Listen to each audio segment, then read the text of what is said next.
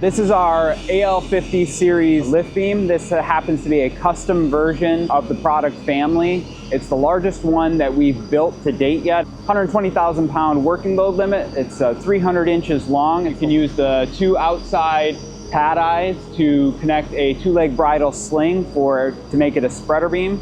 Or if you want to connect to the center pad eye there, you can connect to the center pad eye, allowing for a center pick, so your pull-to-pull is much shorter if you have any overhead restrictions. It also allows any type of off-centered CG or center of gravity with the load you're lifting. You can adjust for that using the center pick. Along with the full-length bottom pad eye, it allows for a lot of versatility when connecting to those loads. Could also account for off-centered gravity with that as well.